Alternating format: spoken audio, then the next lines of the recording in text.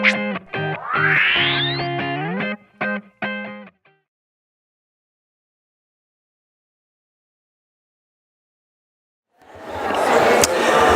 morning, everyone. Welcome to the first plenary session of the final day of the most enjoyable conference. Sadly, I just have to start on a sad note. Many of you will already be aware of the attack that happened in France yesterday evening, when a number of people were killed during the Bastille Day celebrations. I'm sure that everyone's sympathy will be with anyone who was affected by that, especially if there's anyone here who might be from that part of the world or knows someone who was there. It rather reaffirms what an unstable and difficult world we live in, and all the more important to try to do whatever little bit we can towards promoting sustainability. So we will carry on with efforts, and I'm very pleased this morning to introduce Paula Antunes, who is going to talk to us. Just check it. Sorry, I've lost it. Sorry. Ecosystem services as a language for sustainable development. We'll just start with the biography. Thank you.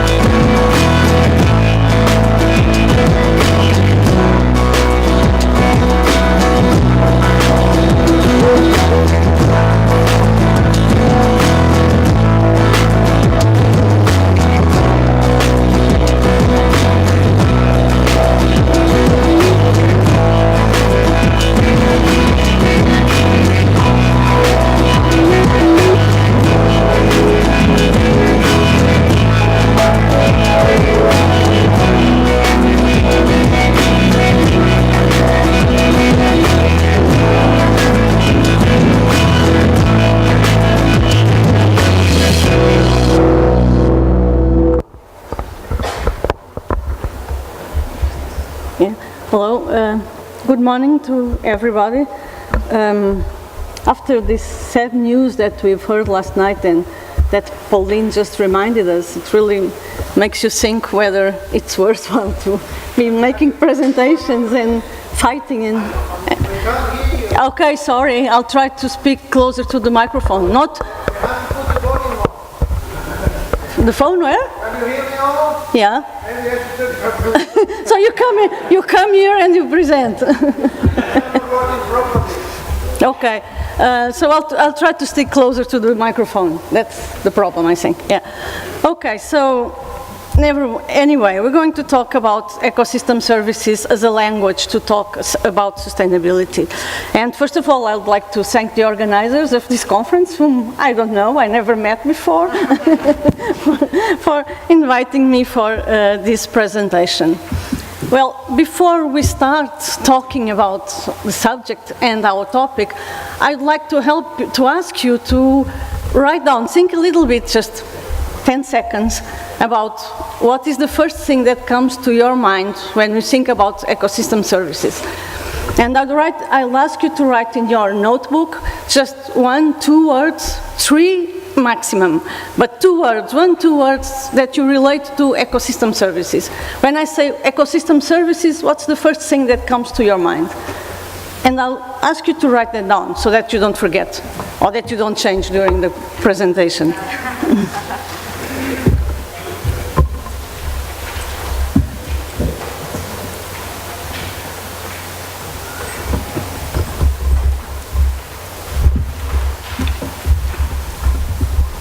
Okay, are we done? Yeah? Yeah? Okay, so I can go on. So what I'll be talking today, I'll first very briefly tell you what is not my definition, but a definition of sustainability that I like.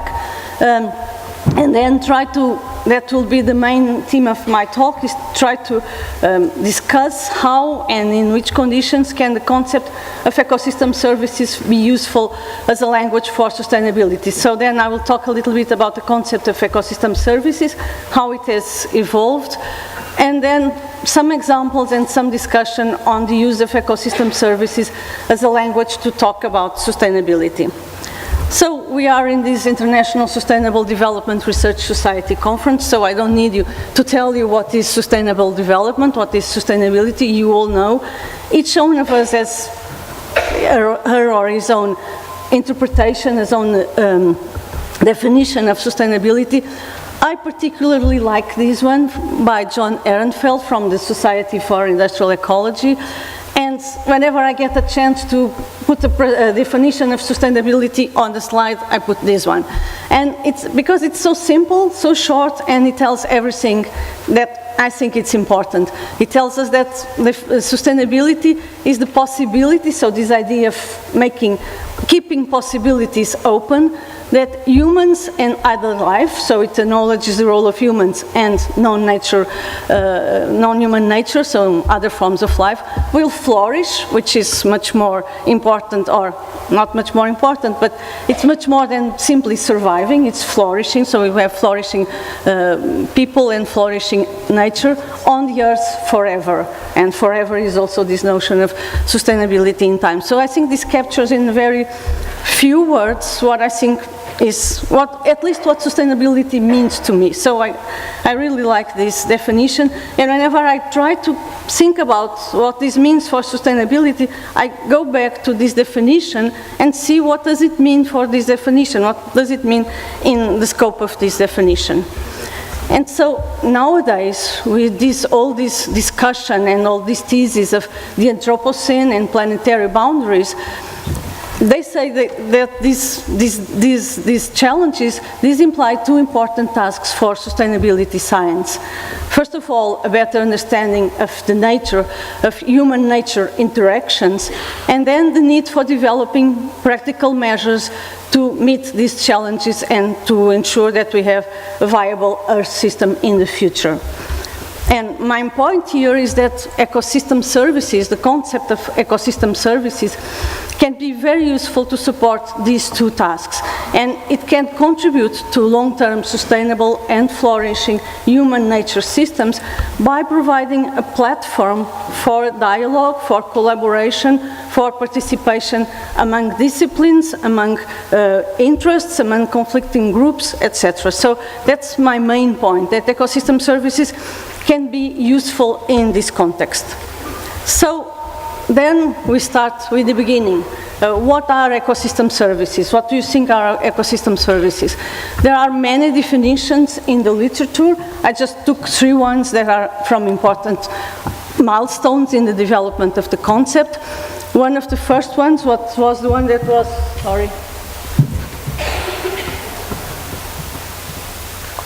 that was introduced by this book by Gretchen Daly, Nature Services, in 1997, and she defined ecosystem services as the conditions and processes through which natural ecosystems and the species to make them up sustain and fulfill human life. That was one of the first definitions that appeared in this Gretchen Daly book. Then in 2005, the Millennium Ecosystem Assessment, which was a very important milestone in the development and uptake of the ecosystem service concept, defined it as the benefits that people obtain from ecosystems. Later on, in 2010, the TIB, the study of the economics of ecosystems and biodiversity, defined ecosystem services as the direct and indirect contributions that ecosystems make to human well-being. So, although these definitions, they all say more or less the same, but I think they put the focus in different parts of the causal chain that we will talk about later.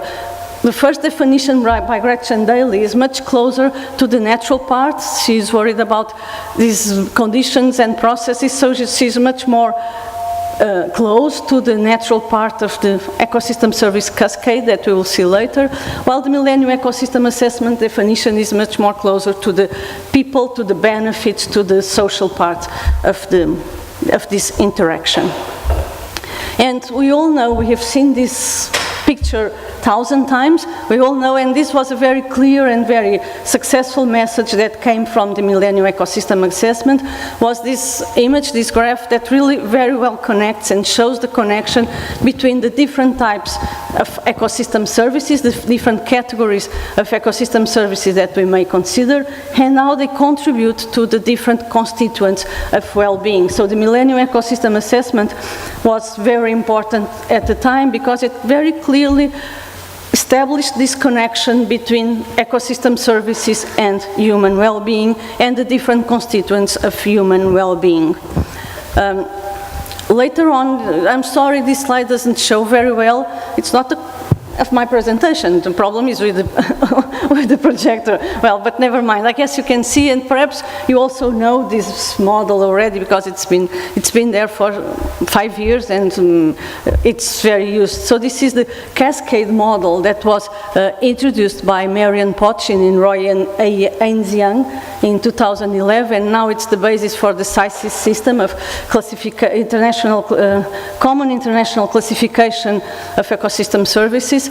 And so, but that tries to describe and tries to capture the causal chain that is producing, that is associated with this concept of ecosystem services. So what they say is that it all starts with some kind of biophysical structure or processes, a woodland habitat or net primary productivity that provides, that performs some kind of function, which is like the passage of water, biomass, whatever, some natural function, some function of the ecosystems that as a service, provides a service like flood protection, pollination, harvestable products that are benefits to society, that contribute to human well-being and that have a value. Have value that may be expressed by willingness to pay for those benefits or by some other means. So this cascade model very clearly shows the linkages between biophysical structure, biophysical processes, functions, and then the services, and then the things that we value, we humans value. So it's a very nice way of organizing our thoughts, although then a little bit too linear to be applied in practice. When we go and try to apply this concept in practical case, then we struggle with what to put where, and also the feedbacks. There's some feedback shown here in the end, in the bottom, but the feedback is not so clearly demonstrated in this cascade model. So it's just like a very linear cause-effect, but without really showing the feedback. And of course the complexity, so it is useful, it tries to simplify the complexity of these processes that lead to ecosystem services. But I think it's a very useful concept, and it really shows one of the points that I'm also going to make later is this idea of ecosystem services in this middle as a boundary object, some people say it, between our natural processes and ecosystem functions and the societal point of view. So ecosystem services concept is really in this interface. It acts as a boundary concept between ecological processes and functions and humans and their well-being and their values.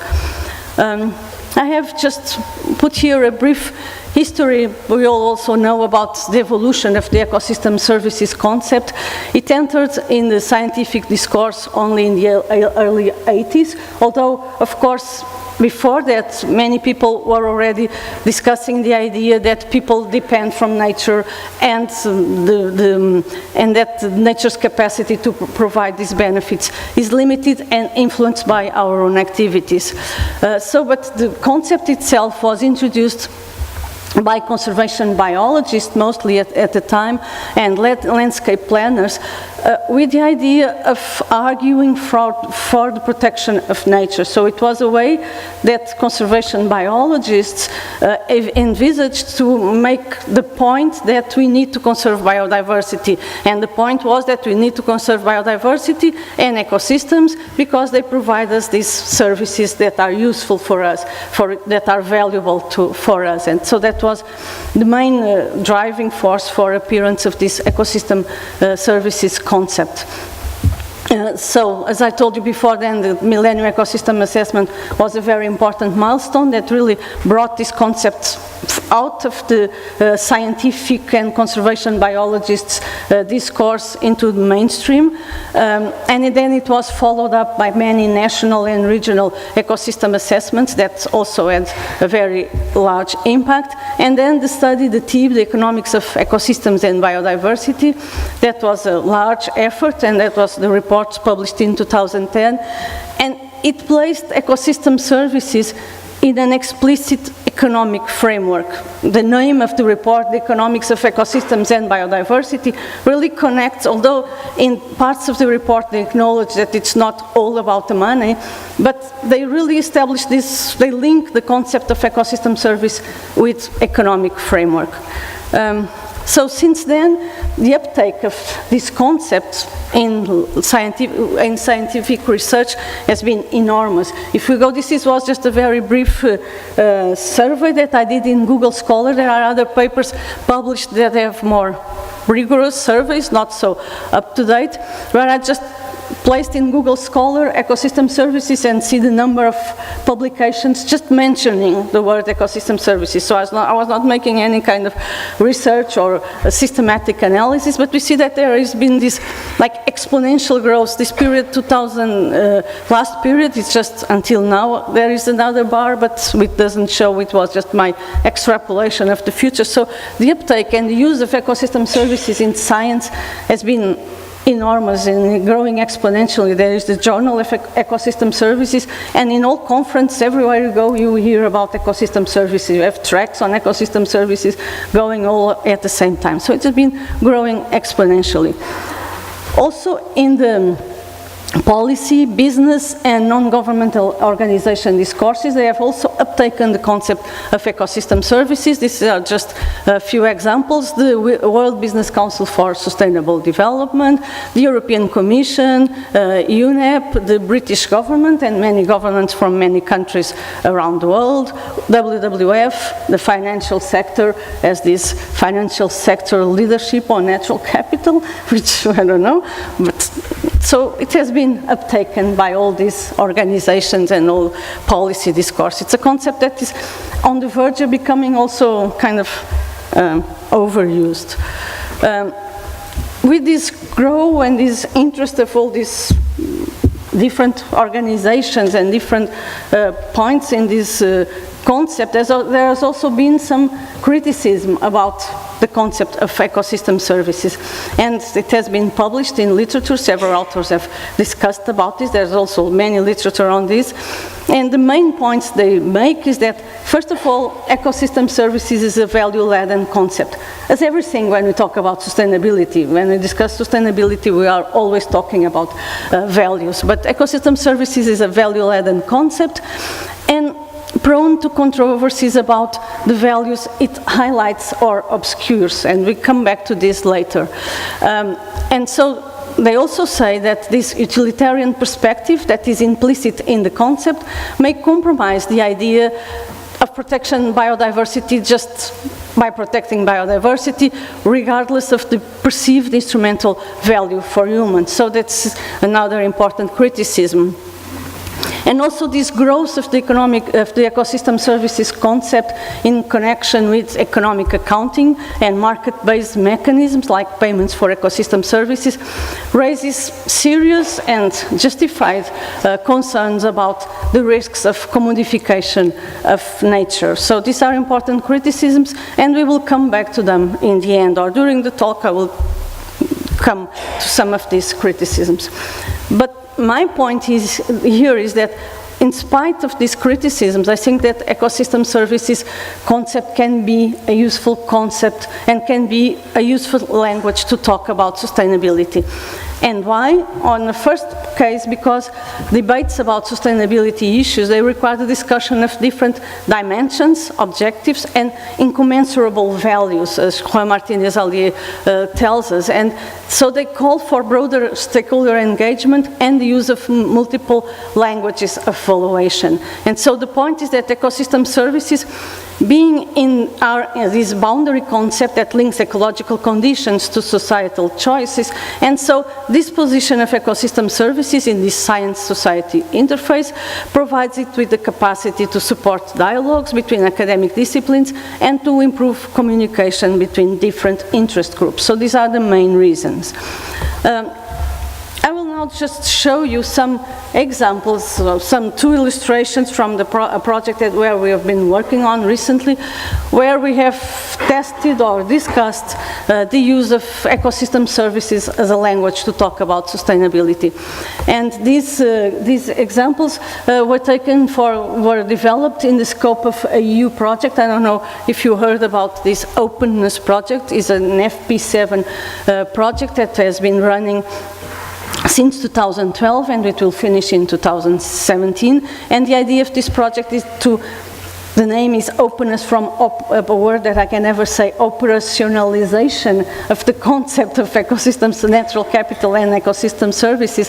And so the idea of this openness project was and is to take these concepts of natural capital and ecosystem services into practical frameworks and real world, and test it through real world applications that we have been developing in case studies all over Europe. So we have been working as a group of people, it's 35 different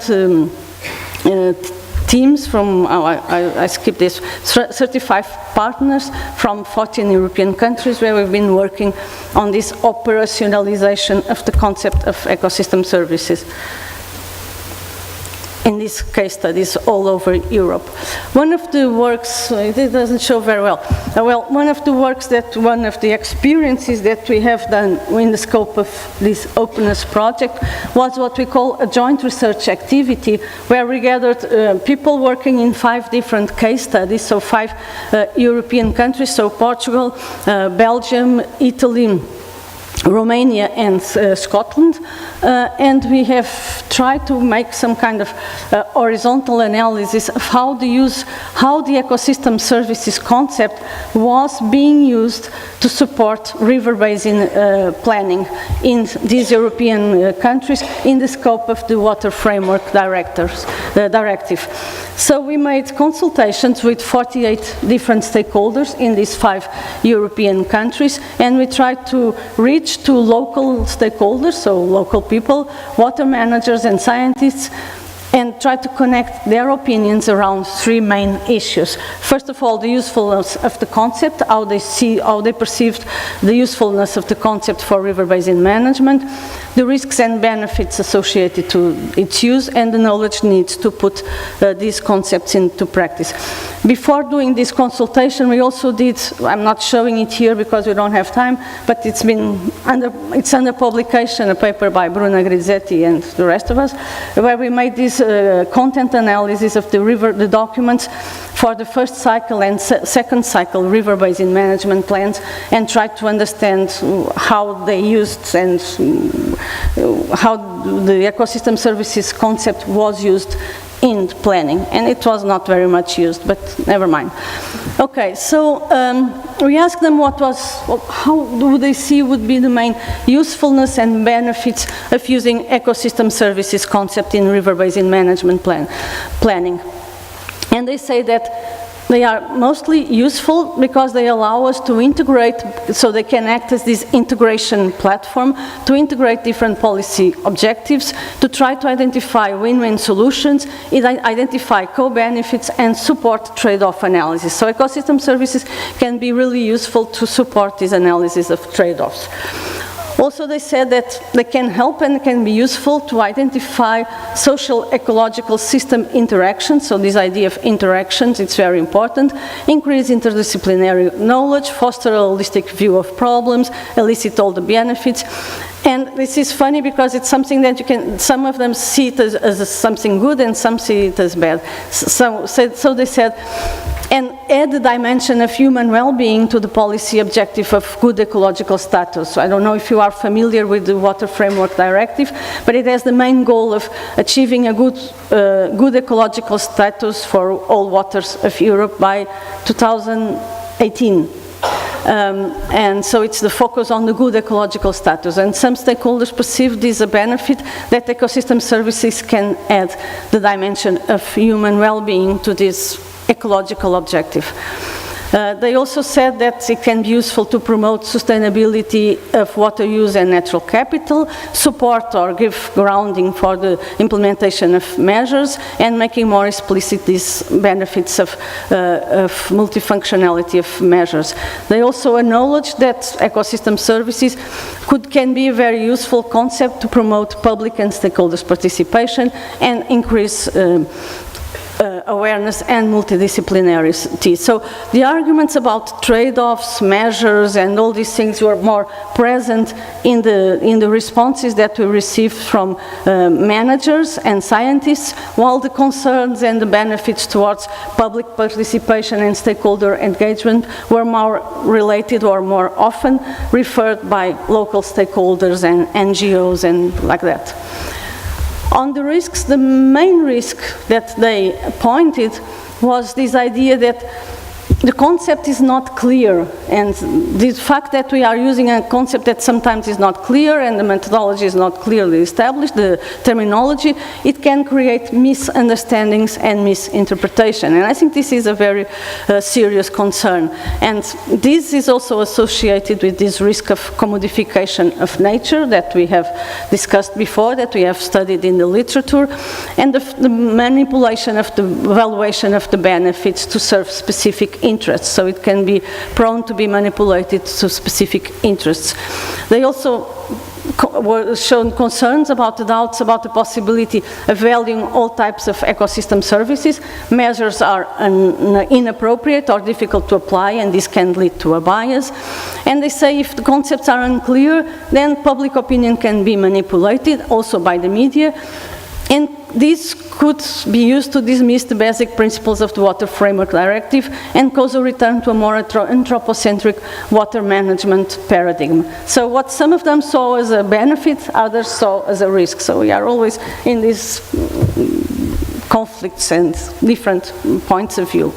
So, but this gave us an understanding of what people that work on the field work, not on ecosystem services, they work on water management and what they think about this concept and how can we be used in practice. We also used another example that I would like to show you to illustrate this. Is taken from the work that we have been doing in Parque Natural do Sudoeste Alentejano and Costa Vicentina in Portugal. This is a natural park. I don't know if you can see, there's a map of Portugal up there, and Parque Natural do Sudoeste Alentejano and Costa Vicentina is a very thin stretch of land, coast, in the southwest tip of Portugal. It's very nice. If you have some time, you should go there. So it's the coast. If you go to the trip in Alentejo, this is the coast.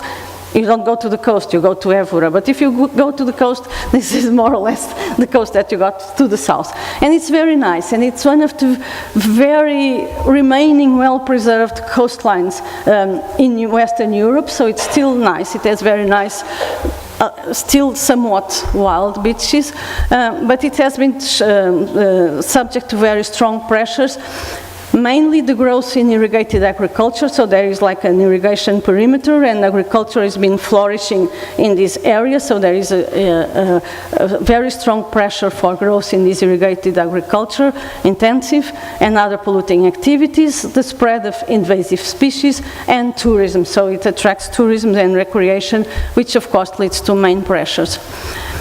And so we have been developing work in this case study area for 3 years in different parts and try to understand what are the ecosystem services and try to work on different ecosystem services. Here I brought an example of the pollination service. we had this work that was done by a master student of ours, João Fernandes, that just finished his master thesis, and we tried to study the pollination services in Parque Natural do Sudoeste Alentejano and Costa Vicentina. So João started by applying the STMAP model, which is a model that has been developed by the Joint Research Center of the European Commission, that allows to map the capacity of the landscape of the territory to provide the service of pollination, in this case, based on information about land use, vegetation data, soil, slopes, temperature. So it's several data about characteristics of the territory. We develop a map of the capacity of the different cells in this space provide ecosystem services. So we see the ones that are in the very dark blue are the areas where we have more capacity to provide wild pollination services in our case study area. And so that was the first part of the work, and it was the main work that we did here in this pollination part. And then after we developed this map of pollination potential, then we obtained from the Farmers Association a map of what are the main cultures that are cultivated in the area and what is their dependency on the service of pollination. Some cultures are more dependent on pollination than others. And many of the cultures in this natural area, one of the main cultures is like red fruits, like raspberries, strawberries, things like that, which are crops that are very dependent on pollination. So we produced maps where we show in the red things the areas where human activity, in this case agriculture, is more dependent on pollination. And then we overlaid these two maps. I don't know if you can see it very well there, where we overlaid the supply of the service with the demand and tried to identify which areas we have the problematic areas will be those ones where you have a low capacity of the territory to provide you ecosystem service of pollination, and you have growing crops that are highly dependent on pollination. So these are the red areas in these maps. And from that, then we said, okay, but we need to discuss this. We need to take this and to use this for something. So we organized the stakeholders workshop using these maps, taking these maps as an entry point for this stakeholder workshop. So we organized this in February 2016, Odemira, in the headquarters of the Farmers Irrigation Association. So we organized a workshop to discuss pollination services in Parque Natural do Sudoeste Alentejano and Costa Vicentina. So our participants were mostly people from these local farmers associations, so irrigation perimeter. These red fruit producers, mostly raspberries, which is the main, and it's a very important, it's an export, so the raspberries are exported all over Europe, and it's a very profitable and growing very fast crop. The bee growers, so people that cultivate domestic bees, as they call them. Then the providers of commercial pollination services, the Natural Park Management Authority, some people from environmental consultancy and local action groups, and also experts and scientists. And we brought them all together in this stakeholder meeting, this workshop, with the maps and tried to discuss pollination in the natural park of, in the Parque Natural do Sudoeste Alentejano and Costa Vicentina. So the main issues that were discussed in this workshop were the importance of pollination services for agriculture, the role of natural vegetation, the status of trends of wild and domestic pollinators, the effects of agricultural practices, the acknowledgement of the lack of knowledge and need for more dialogue among stakeholders. All these stakeholders, they said it was the first time they were talking together. And so I think it was an important thing for our workshop that at least ecosystem services were an excuse to bring all these people together. They've been working in this area for all this time, and they've never been together in a meeting discussing pollination services and their interactions. And they really showed during the discussion these interactions and the dependency from each other became so clear when we framed it in ecosystem services terms. And so they also discussed about the need to adapt measures and policy instruments. So the main results, or what we take from these workshops, was that really these maps, more than the usefulness of the maps themselves, of course they are useful and they give us very important information for decision, but they were a very good entry point, because we were bringing these maps, we were bringing some knowledge to the workshop, and it was a very good entry point to bring together the stakeholders that do not talk often. It was also very interesting to see like the awareness about the importance of pollination services and its dependence from these ecological processes and functions. One participant at a point would say, oh, without pollinators, life on Earth probably would not exist, and she's right. So, but they were like discussing in these terms. It also led to many pressure, especially for the Natural Park Management Authority that was present there, so that all these issues should be integrated in planning and local management. And it allowed, as I say, it's a very important outcome, it allowed the development of this sharing understanding of the issues. So it provides a common neutral language, neutral for all those stakeholders because they had never used it before, and so to create a shared understanding about the issues that were being discussed. So it was a very useful concept as a language to facilitate dialogue, and we concluded from this workshop. One important aspect when we talk about ecosystem services, something that always comes up, is this idea, this notion, this issue of valuation of ecosystem services. In our maps, in our workshops, we had no valuation whatsoever, but then the value always comes out, because values translate what we think are important, so they always appear. And so valuation of ecosystem services is an issue that always appears when we talk about ecosystem services. And valuation of ecosystem services can be important for different tasks. First of all, for recognizing value of ecosystems, which was the main idea to develop ecosystem services concept, to demonstrate that value, and then perhaps to integrate, to capture this value in some kind of policy instrument. So there are different types of ways where you can use valuation of ecosystem services, from awareness raising, accounting, priority setting, instrument design and litigation. And of course the information and the type of valuation that you can or should do depends on what is the purpose of your valuation exercise. There is much discussion about methods for evaluation and what values to bring to the table.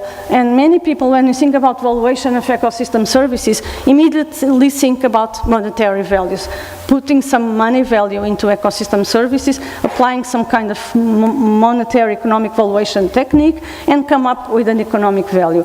But there has been like discussion and going on that it's not all about the money, and so we all have to think about different values and try to develop methods that allow us to capture other dimensions of values. And usually people organize these methods into methods where we try to capture ecological values, more close to the supply side of ecosystem services, our cascade, the ecosystem services cascade, cultural values that try to capture cultural ecosystem services, and then monetary values.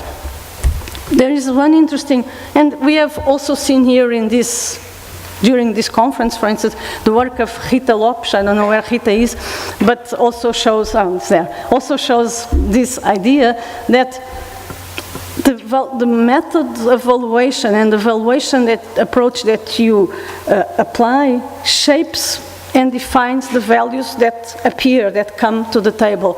This work was developed by Berta Martí Lopes and sorry, and other colleagues.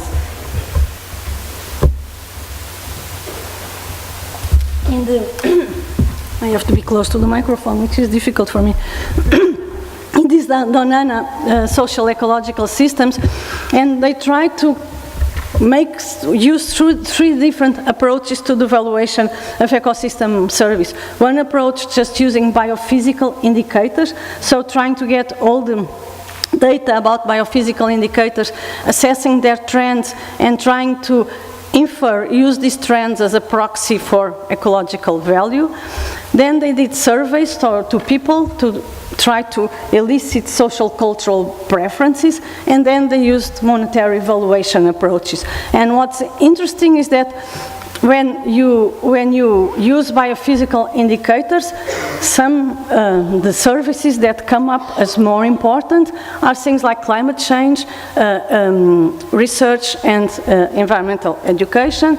When you come up with this preference assessment, what people say that they value, what is important from them, is water quality, environmental education, and this satisfaction for conserving biodiversity.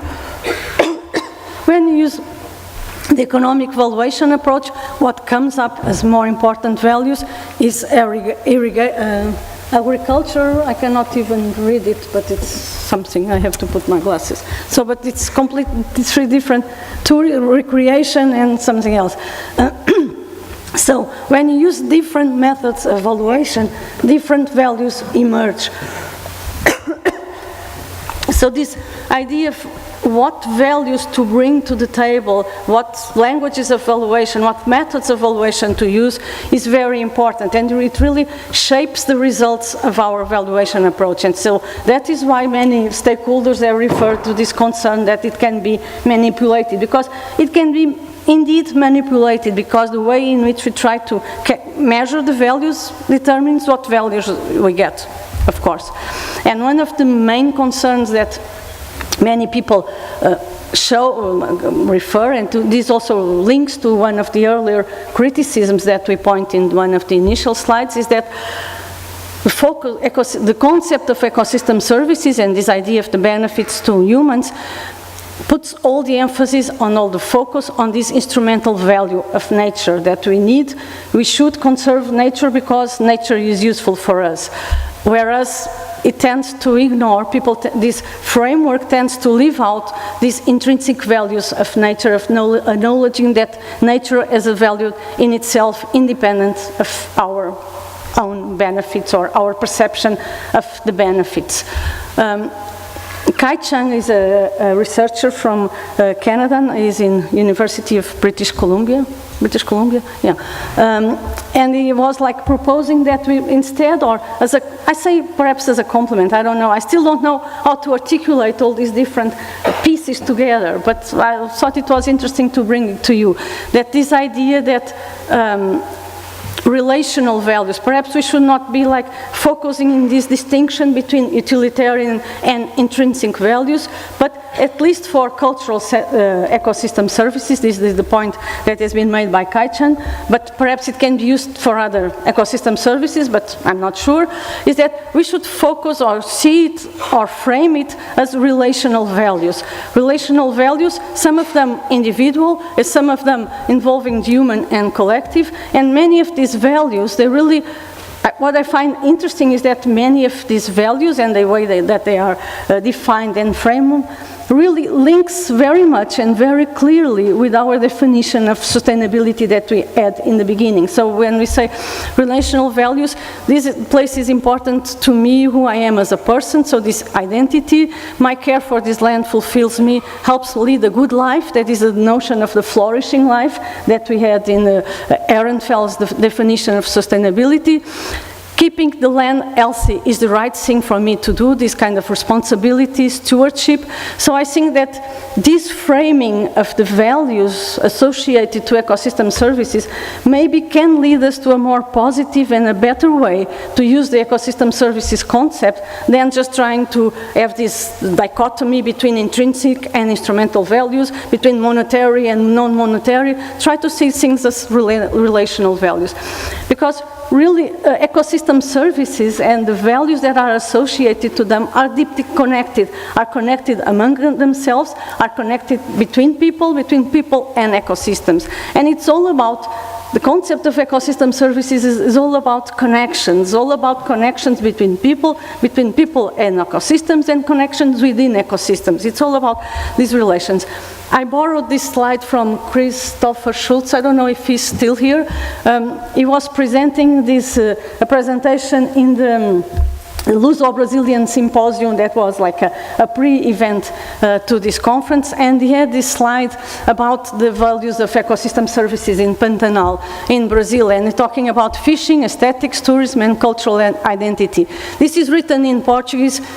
Well, it's written in Brazilian, in Portuguese Brazilian, and what this says is like a guy comes fishing in Pantanal. It's not only because here you have pacu, dourado, tucunaré. These are different fishes from Pantanal. I don't know the name. It's because the landscape is magnificent, because a picture taken in Pantanal is something else, is another reality. So it's really this connection between everything, between the species, the ecosystem, the people, the picture. It's this connection that makes ecosystem service an interesting concept, and that's why we find it interesting. So I'm just finishing, and I want to come back. This is the last thing. Come back to the initial question. Remember, I started, I asked you to tell me, to write down in your notebook what was the thing that you had in your mind when I said ecosystem services. So now I would like you to tell me what you've written. I have some guesses here, and I'll see if my guesses work. Okay, human well-being. Who has written something related with human well-being? Okay, right. Some people. Economic benefits, economic value, money. Some shy people say, okay, many people, some people, okay. Who has written something regarding like life support, natural capital? See, nice. Who has written something about human-nature relations? Good, great. So we see that. What else? Do we have anything else completely different? Yeah. A black city. Complexity. Oh, complexity. Yeah, that's something. Yeah, it is there. Biodiversity. Okay, I would place biodiversity inside the life support, but biodiversity is always difficult to put in this framework. Yeah. So, but we see that each one of us has our own understanding of the concept of ecosystem services. And that's what makes it, on the one hand, such a powerful tool, because it captures all these different dimensions, so it can be a really powerful tool, but on the other hand, it can also be very dangerous. And that's the problem with all the powerful tools, because they can be very good or very bad, depending on the way which you use it. And I really think that the way ahead and the way to move forward is try to bring the ecosystem services from these. Usually when we think about ecosystem services, or the initial framing of ecosystem services was just this arrow on top there. Ecosystems provide services to humans. So, but we have to, I was trained in system dynamics, and we have to close this loop. And we have to have this feedback clear in our mind when we apply the concept of ecosystem services. So this reconnection between people and nature, and to this feedback loop is like the key, I think, to ensuring these possibilities for sustainability in the future. So I think that we should try to push forward this new understanding that's already been there, like Marion Pochin and Royans in the Routledge Handbook, they already point this direction, that instead of seeing ecosystem services as nature for people, to change our framing of the ecosystem services concept and try to frame it something as like people and nature, and not this utilitarian perspective of nature for the service of people. And so these are my final remarks. So I think that ecosystem services can actually be a language to talk about sustainability, but depends on how it's used. And we have to be very clear and work a lot on clarification of concept and meanings. At least each time we use the concept, we have to be very sure that we are clear about concepts and meanings. And the process that we use, where we use the concept, have to be very transparent and inclusive regarding who and whose interests are included and which values are brought to the discussion table by the methods that we use to determine the value of ecosystem services. And that's all. Thank you very much.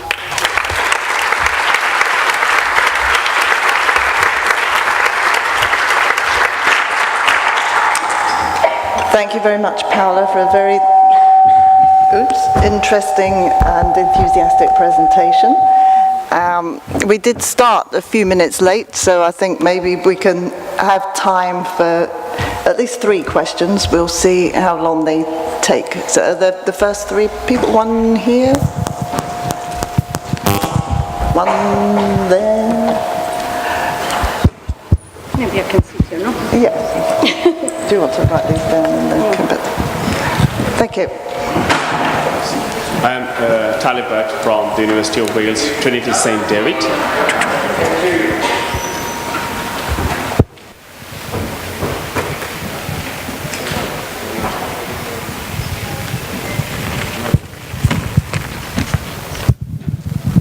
Hello? Testing. Thanks for the presentation, very useful and very enthusiastic. I am Talibert from the University of Wales, Trinity St. David in the UK. The word services in ecosystem services, I'm not 100% sure about it, that how come that word came into being into this, because that leads in the direction of commercialism or as human or anthropogenic services going on, rather than emphasizing on the fact that is a human-nature relationship, which was one of the concepts that he showed. So maybe that word was better. I'm not saying it's wrong or anything, because the word services gives a little bit wrong message. That's all I wanted to say, if you wanted to say something about it. Thank you. Question, the lady in the...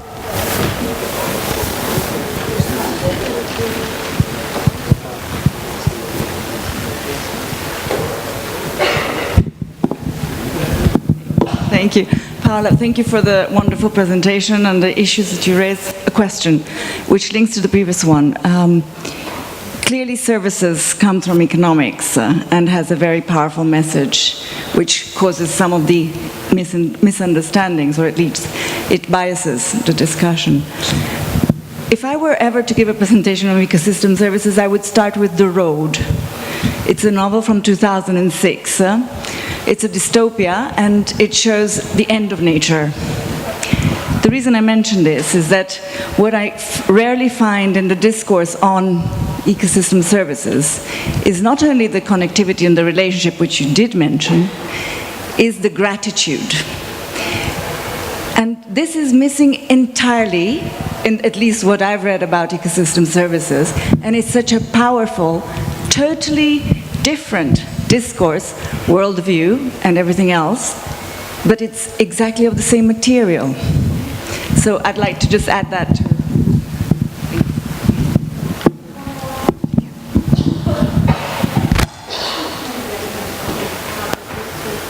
Which are two very important questions, and it's 2 issues that I've already, thought about them, because it's clear, even myself, when I make this presentation and I reach the end, the conclusion is that perhaps ecosystem services is not a good term for what we want to say, because it coins. I don't agree that with Bina when she says that it always, the idea of services is economic, because you can have many services and enjoy many services which are not only economic. But it really, the idea of services leads to this use of nature, and nature for the benefit of humans. So if I were to start now, back then, perhaps I would say, well, the service is not a good term. Perhaps we should find a new one, a better one, and one that translates this interconnectedness and this dependency idea better than services. But I also, and I've thought about that, but I also don't think we should be like changing our metaphors, because ecosystem services is a metaphor. So we should not be changing the words that we use all the time, because then we don't make our way. So we should be careful when you use the term to make sure that we coin it, that people know what we're talking about. Although, as if I were starting today, well, I didn't start the concept, but if I was to start today, looking back, probably that you don't know when you start, So it's very easy to say now, 20 years after, and say, well, perhaps you could have chosen a better word, but I agree with you. Wow. And I think this is a very important point.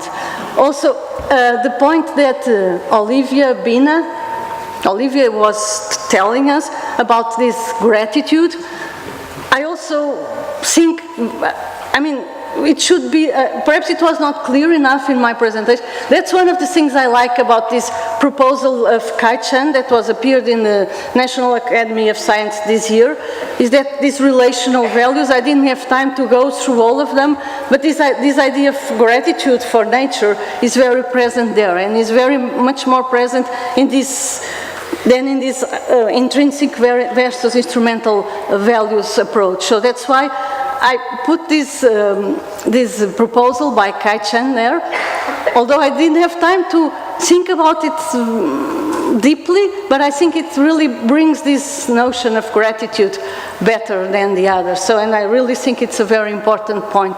And if I didn't make it clear in the presentation, thank you for bringing it up.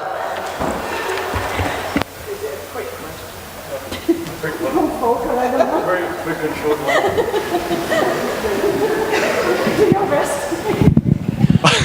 Sorry for asking. Volker Maufer, University of Vienna, Austria. Are ecosystem services for humans, for human needs and human wants. So, and how many? What are the limits? Formally, in the sustainability discussion, needs and wants of humans were in the focus, and also the limits to growth. Now we focus very much on services. So how do you see the relation between the two issues? Services on the one side, as you presented them also, and then the needs and the wants, and the limits. Thank you. It's just a short question.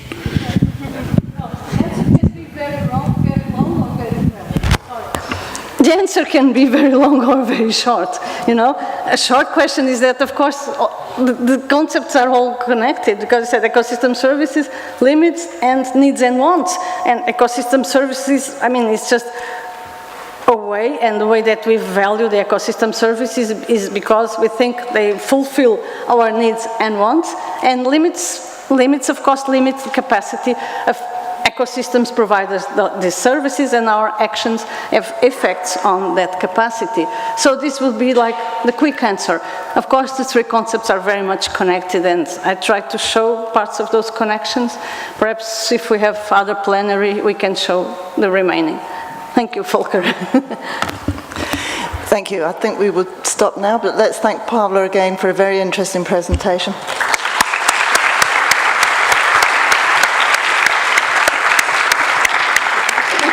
And there's also a presentation for her to show the gratitude of the organising committee.